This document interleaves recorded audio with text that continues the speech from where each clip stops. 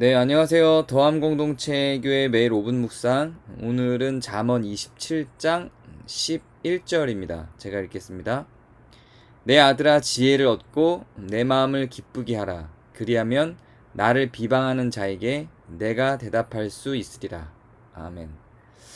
난해 구절은 아닌데 잘 살펴보아야 무슨 말인지 알 수 있는 요절입니다.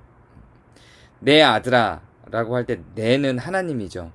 하나님이 내 아들아 지혜를 얻고 그랬어요.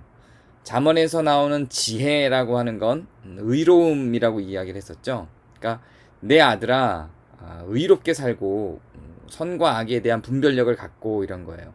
의롭게 살고 선과 악을 분별할 줄 알고 내 마음을 기쁘게 하라. 그러니까 하나님을 기쁘게 하라는 이야기입니다.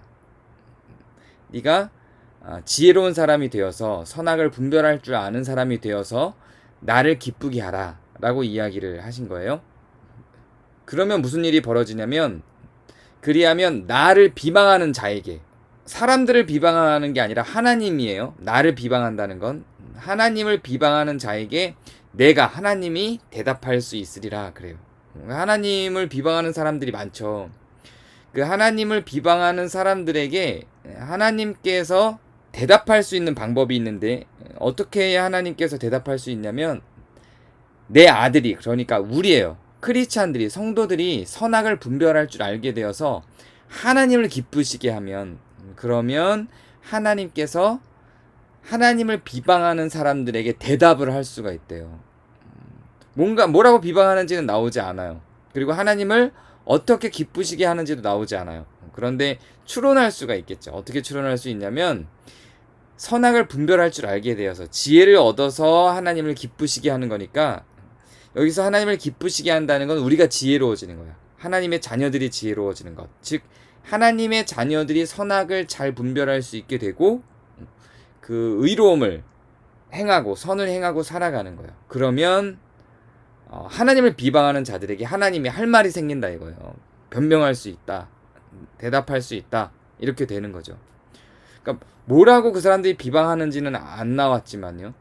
그렇지만 분명히 우리의 행동 여하에 따라서 하나님께서 하나님을 비방하는 사람들에게 어떻게 말을 할 수 있을지가 결정이 된다라고 이야기를 하고 있는 겁니다. 어떤 측면에서 생각해보면 영광이죠. 어떤 측면에서 생각해보면 영광인데 또 어떤 측면에서 생각해보면 두려움이 될 수도 있어요. 우리의 어떤 행동 여하에 따라서 하나님의 영광에 어떤 그 손실이 가는 거예요. 그리고 하나님을 비방하는 사람들이 우리의 행동 여하에 따라서 비방하게 되는 거죠. 칼빈의 신학에 보면 하나님의 영광에 대해서 정의하는데 우리의 어떠함과 상관없이 그분은 존귀하시다 이런 명제가 있습니다. 이것도 틀린 건 아니에요. 하나님께서는 우리가 악하다고 하나님도 악하진 않죠. 우리가 악해도 하나님은 거룩하시고 존귀하시죠.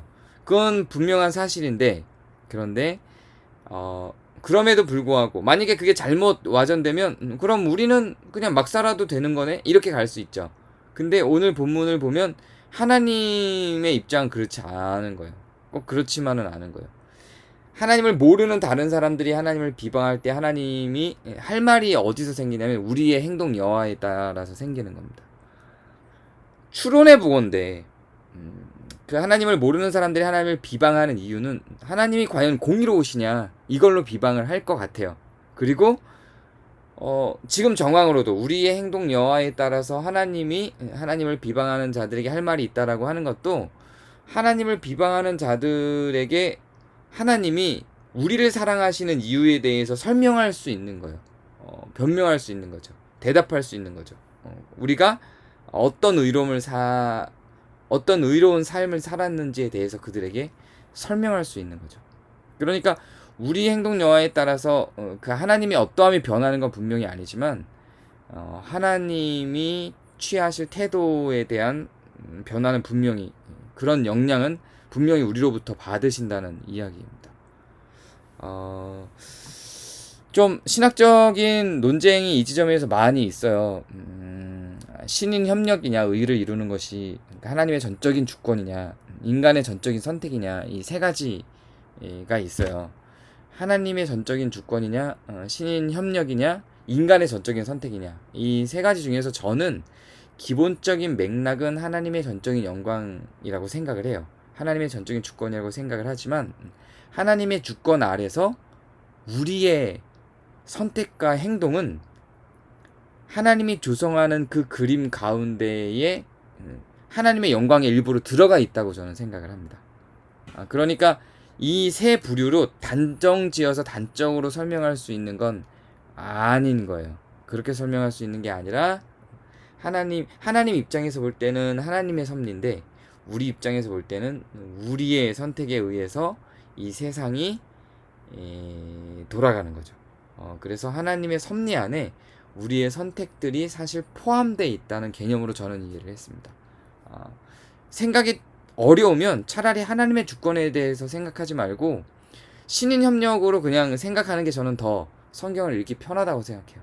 신인 협력으로 가기도 좀 애매한 부분이 많지만 논리적으로 구성하기가 너무 어려우면 하나님의 시선과 인간의 시선으로 이걸 구분해서 정리하기가 어려우면 그냥 신인 협력이다 이렇게 생각하는 게 차라리 나을지도 모르겠다. 저는 그렇게 생각합니다.